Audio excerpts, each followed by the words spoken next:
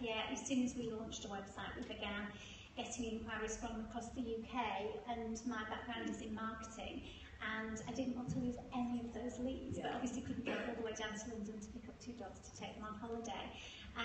So franchising for me seemed a quick, easy route to market. Okay.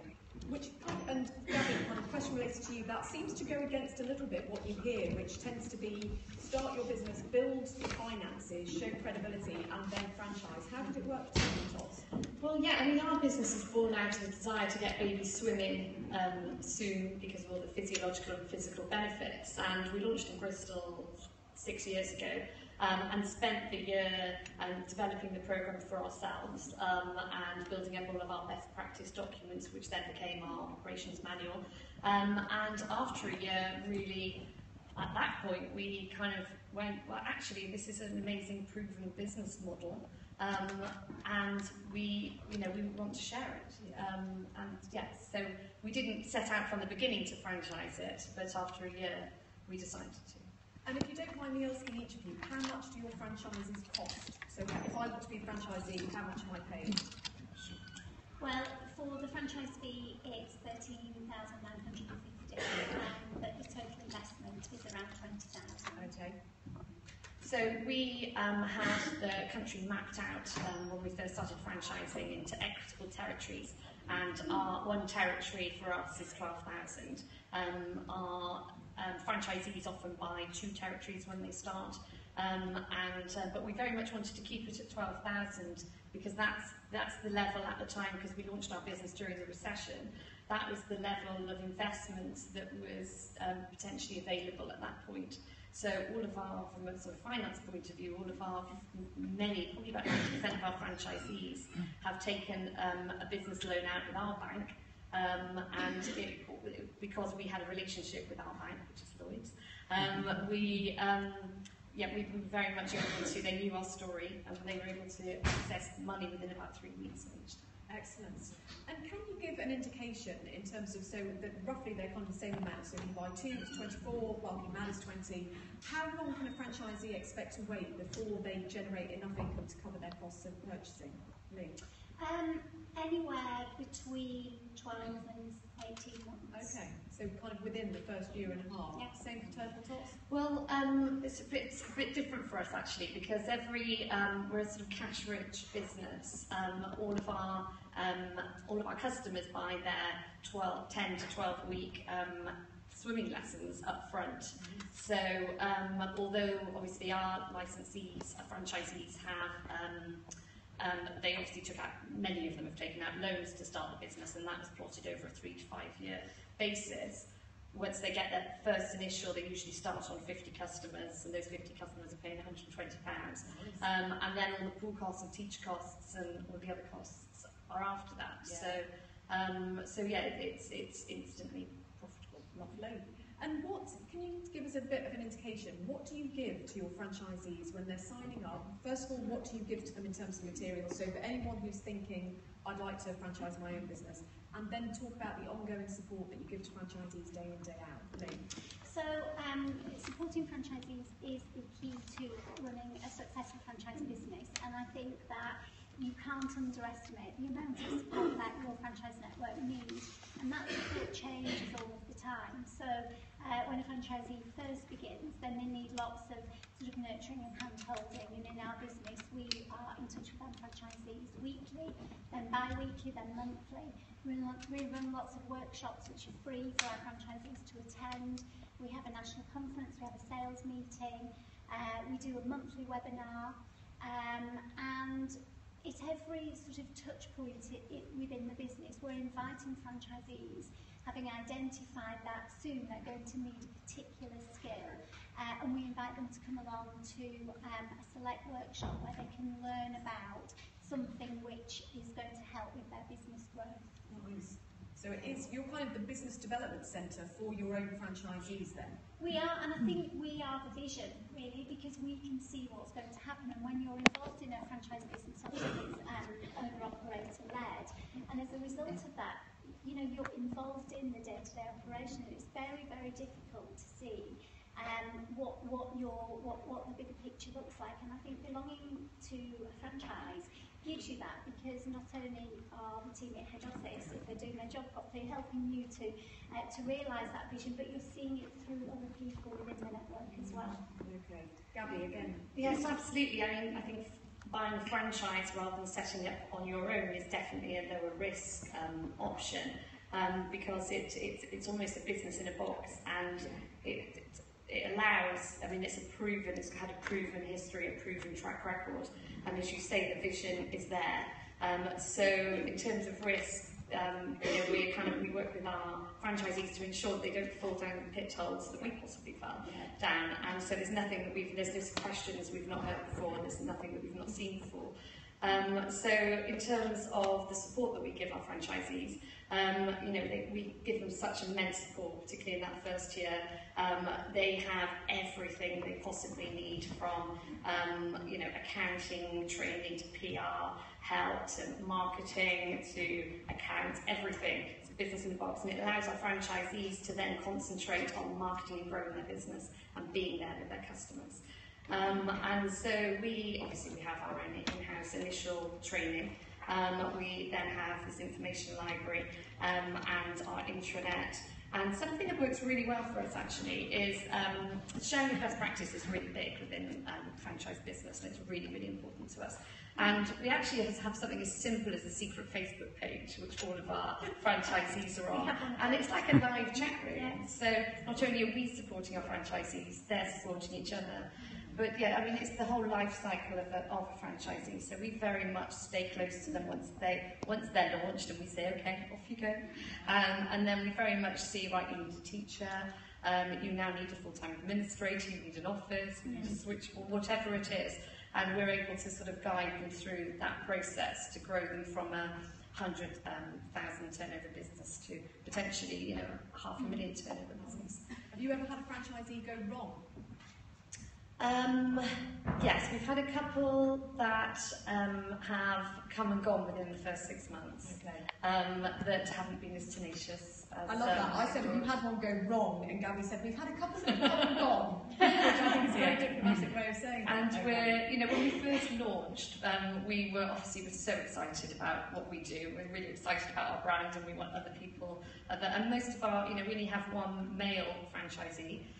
We've been very lucky that most of our franchisees have been parents in our classes that didn't want to go back and be a GP anymore, didn't want to go back and be an accounts manager anymore, and they loved our classes and thought this was a very lucrative thing to do. So yes.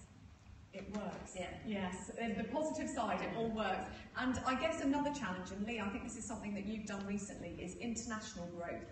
Am I right in thinking you've got Barking Mad franchisees outside of the UK? We have. So we have got a partnership agreement with a company in America. They were very keen to launch Barking Mad in the States.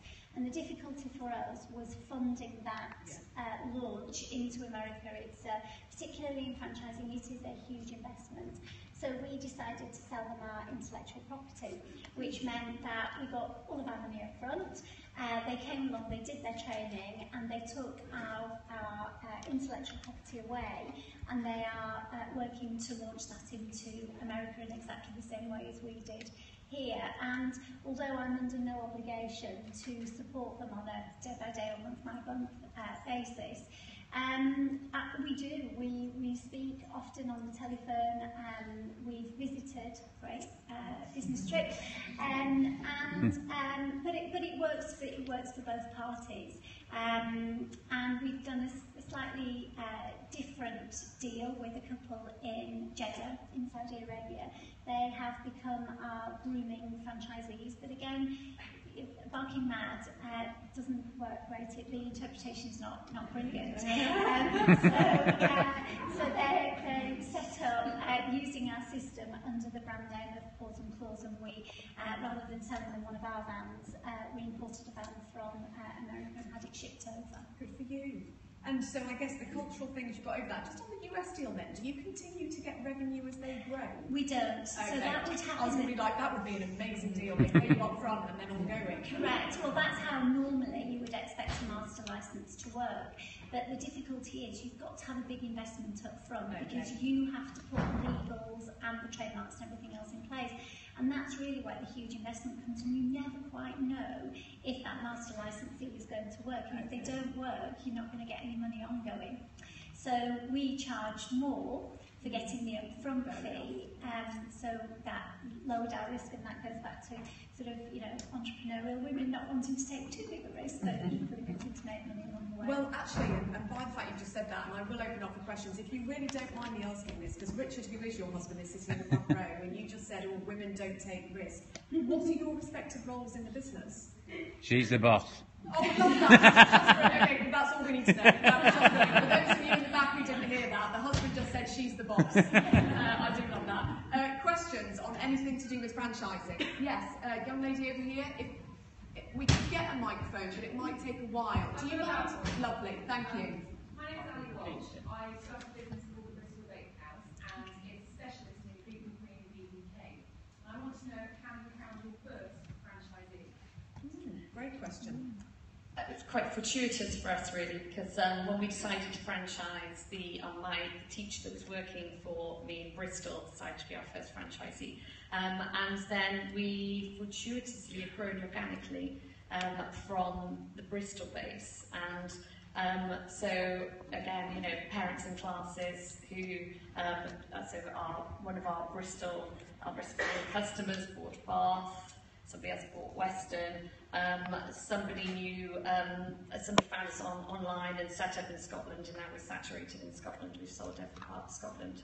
And then somebody's sister-in-law was wanted to do it in London, and so it has grown like that. But that doesn't mean that we're sitting back on our laurels with regards to attracting and recruiting franchisees. We're, you know, massively there on Mums and Working and various adverts on the website. You know, kind of people find us through LinkedIn, Facebook. So we're continuously, we've tried a few things. Like advertising in leisure opportunities, and actually the people that we found through going down that route are the ones that haven't worked out so well. So I think in a franchise business, I'm a true believer in finding, we just call it PLUs, people like you, you know, finding people that you really enjoy working with, and are as tenacious and as astute as you are, and that really works well for us. Lovely. And I know, Lee, you're going to say where your first franchisee came from, but a question that connects into something Gabby's just said that just made me think. You have 75 franchisees. At what point do you get to saturation, where you've got no more territories to sell? Well, that is a good question. We've mapped the UK already, so we've got 100 pet care territories, and we've sold 65 of those. Okay. Grooming is new, but the territories are smaller, and we expect to have 200 grooming franchisees. So we've got not so far to go in pet care, but much further in grooming. So that's interesting. Rather than you say, right, the whole country is done, you've just introduced another line that's connected to your brand. Okay, nice. And another 2 ideas to operate under the same brand as well. Because once your brand is out there, there's a lot of synergy between services. So pet care and grooming sit really well together. Nice. And if you don't mind me asking just the final question, unless anyone's got a burning one. Oh, that's a great way to not get a question from the floor. Oh, you have got a burning one. Come on then, over to the audience. My name is Sue Reed. I'm a company called Zero Done and Energy Support Idea of franchising. What is the franchising to-do list? What are the 6 things that you have to do? Initially, before setup, I would say do some really good work on your brand to make sure it's really exciting and has a point of difference. Trademarking, really important. Website, get that set up so that it can facilitate various mini sites for your franchises, and if you want to go international, it has an international side to it as well. And operations manual. I know it sounds really boring, doesn't it? We call ours, it's our information library, but it's an ever-evolving best practice document. I'd say those are the most important, and mapping. And I would also add to that, you need a really good franchise consultant, because they will tell you whether your idea is franchisable or not. It is expensive to franchise a business. You're looking at an investment of around about 100,000. You don't want to go all the way down the route of doing all of those things only to discover that actually it's not going to work. So franchise consultant first of all, and the very next thing is your trademark, because as a franchise that is all you are selling. And sorry to put you on the spot on this, but it occurs to me whilst you're speaking, the reason how we know Lee, I've always been aware of Barking Mad as a fantastic brand, but we were connected to Lee because you are a mentor to another franchise that we've watched with interest since they started, called Pajama Drama. If you don't mind me asking then, do you now help fledgling franchise businesses? Yes. That was definitely a yes, wasn't it? That was a yes. I am naturally creative, and the enjoyment I get is starting things up and getting the ball rolling. As my husband and my work colleagues will tell me, I am terrible. I never finish a project. So yes, that is my. I suppose it's my forte. It's the thing I like. It's something that makes me tick. And if I can add a little bit of value from the point of view that I've got now, they call me in the industry a mature franchisor. then that's great. Wonderful. Well, you've been a mature and wonderful franchisor on the panel today. Ladies and gentlemen, yes, another quick one, but please join me in thanking Barking Mad and Purple Top.